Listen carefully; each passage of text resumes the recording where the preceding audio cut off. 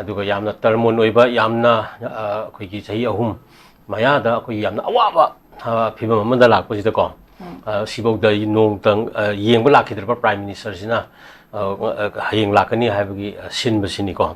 aidi amoromda tajida haujipodi thajadri ni aije ko government gi formal oirabogda lakto manda mandi manipur sima tasengna neglect phajana tauba haiba tare ko ngasi miyamna khoisaunariba adagi kano pendriba ko even misi mina thoba chawa to palaibak ta genocide akogi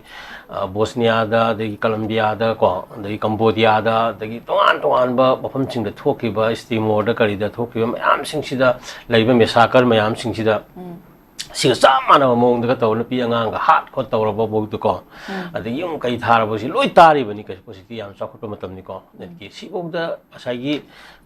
lakhidaba kano se khanga laiyo mahakna kano se hayeng lakani haiba sineba sideida kano ni hujik leiriba ta jidanam puthora isina lakadori pot asida ngasai gi chuchanpur da ngarang amu wathok thoe ko sigi mayam sing asini sini akoi gi bharat ki manung da manipur na 1949 da gi yaurok ko matam sida bharat masagi di adum kano ni magi apam du di phangni haiba tare ko maramdi bharat na manipur si 1949 da lokshin gi ba matam da saigi yamna nungsina mahaki kan state amoina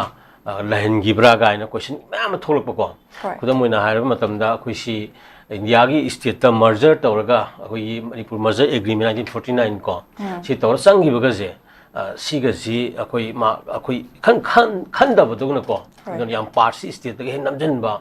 adagi on 64 65 ta union territory state ta sang namjan ba yam thenga 1972 da state ka pi ba sigi makada hiram khoni makta ga ngasai gi maning tamna lakhi ba sahi kaya ning tho ratu para lakhi ba manipur gi adugumba khunai se yam handaba thak ta namma ga lakhi ba ko tase nang asi miyam gi ho miyam hauri ba khulai pa bi ho hauri ba ga se 1949 da ma ki asang state amoni na torgan federal structure da matam thangi ba ko dan independence act 1947 gi magi spirit adagi magi constitution gi spirit mayang go seng na thamaga ngasai gi manipur aba kano se full fledged state ma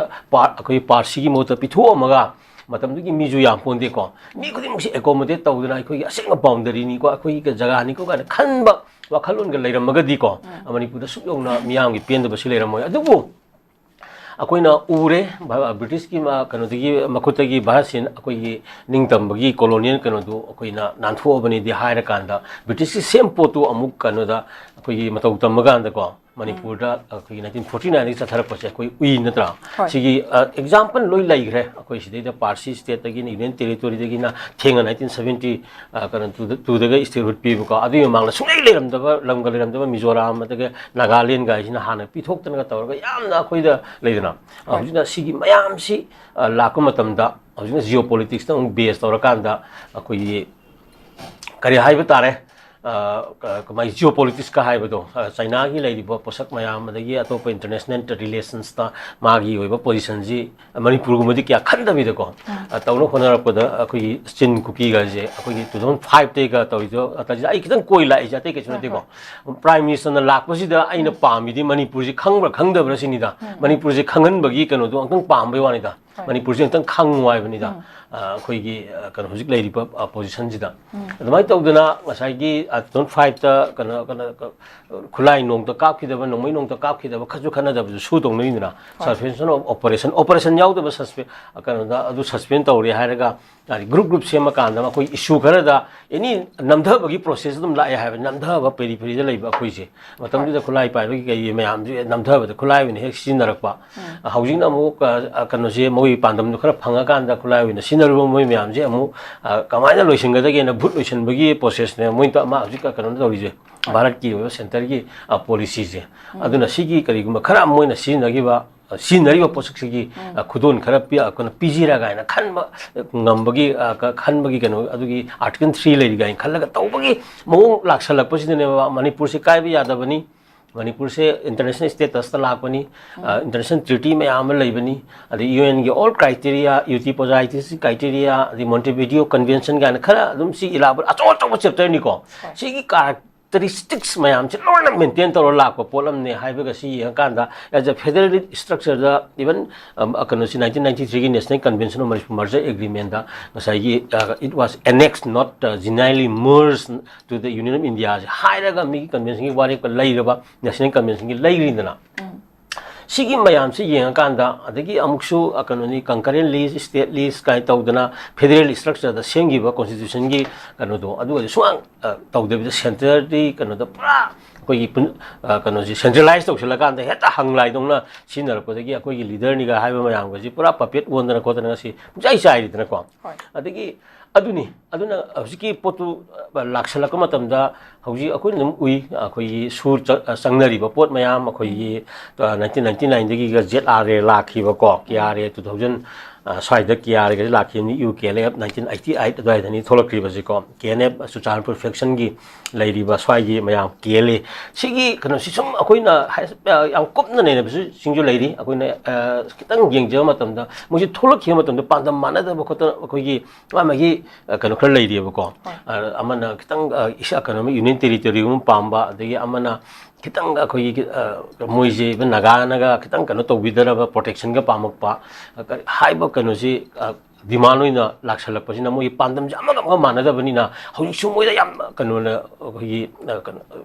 volatile way di ba mo gi pose aduna ba yam toy din hana suna ba mo ji thuise bujun ba ngam moy ngam junga moy adu kari no mo ji masak harap ti manara kan tongan tongan ba kaino ngata ni havni da lakhi matam da pun heta i mari to ga lakhi bam te nati havni da na tang kuki haibasi maksi adugi Grayson gi Shakespeare gi kan matam du da even laidana tin tuye ki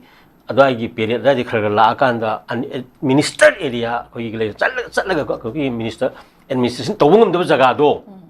adu da kau gi ba min colonial wa ne ba ko kuki batam tilho gu mani ai je ko kho karim yaw ro moi dui ne moi je manung da ko habidi tongan tongan full place ba ngata ne habani da umbrella organization gi maming du da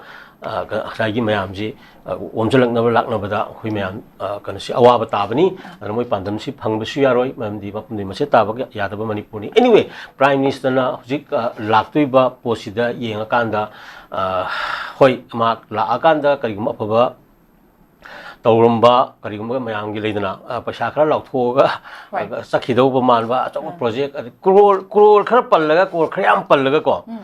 adum pahau da harau ba mini ga na khanba gi wakhalun da su laiba male moji ko ada akoina india gi yo political economy usik leidi ba khoi political economy ja khoi yengje ba khoi khangje ba ko maram di achaw ba senbam ma ba ko pithagar kan da senbam je pai lam na chingthok gi doi ne ba moina paisa ji ta lo thamjalamani adagi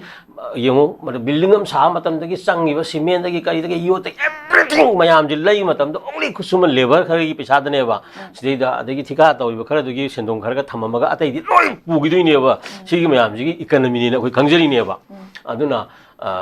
sigumba mayam ji ngakanda crore lakh lakh ta lauthuaga ju crore lakh tu gi 1% 2% khata ne ba khoi sida lehau du ji prices ka lehau ni hairaga ju aduga thabak ona ju yam mai pakna ngasibo du foundation so ngatani dana aduna sigi level da paisa kha lauthodim jani ga na khanbe gi level da manipuri sing si khanbra haiba kaino ni aduna hujik atai karim ta pamde manipur masak khajana khangam ba pami mana lakpa matam sida ko aduga iroi loi bada if he is the real prime minister of india and for the state of manipur also waragadi ko manipur gi history ji yenga kanda parliamentary guarantee ama aduga constitutional guarantee ga haibdo article 3 je manipur da application oiroi manipur gi unique history ni madi ko magi territorial boundaries di अखोई pre existed historically evolve ओइबनी गाइदो खल्ला काना मणिपुर की boundary से नोय कनो काइबगी वाफम सुंगलै लैते हाइबना लैदना अदुगुम वाफम गसि लाउथोगाना article 3 गसि अखोई कनो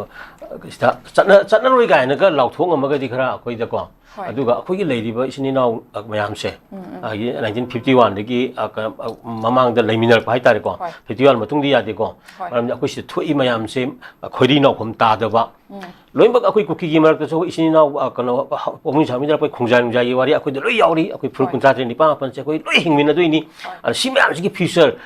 sem si da khulai oin sin dari ba sem sa gi khori na khom ta da 1951 gi matung da la ko influx ko sigi mayam se masini kano ko duga ai se kano kha hena ti haining mani September tha se नुआइतब थानी इराबोट की था अकोगी लेदना या फजबा फुरुप मयाम की हिंगिन कामी नबी की थाजु होइबनी in the mean time 1949 annexation तौगिबको अदुगी पेरेनी सेप्टेम्बर की हुजिक कनो लैरिबा कनो मगाजिको अकोई 7 सेप्टेम्बर दगी हौरगा प्रकाशनानगा टेलीग्राम थारगा मणिपुर निथौदा कौबा अदगी यंग सोशलिस्ट कनोनगा लीगनगा अदुगी अगेंस्ट को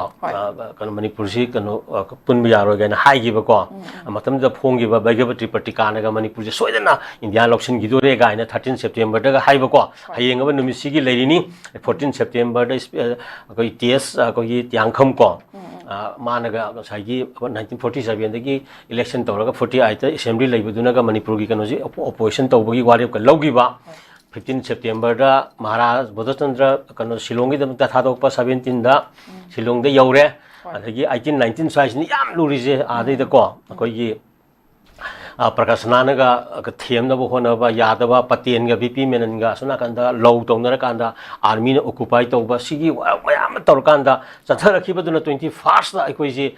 कनो नमना साइन तहोलगा साइकोलॉजिकल थ्रेट पीरगा लाखिबा पोट अमा को 15 अक्टोबर दा लाउथोगा सिगी लाखिबा मियालमसिदा लेबा सेंटिमेंट एबा सिगी मयामसि येंगाकांदा प्राइम मिनिस्टर ना मागी तासन खुंजमसि येंगदौनी अदुगा मणिपुर की अपुनबगी सक्तमसिदा बेस तौगदबनी फुरुप कांगलुप मयामगी ओइबा मरक्ता डिवाइड पॉलिसी सानरी बसे तोकदबनी को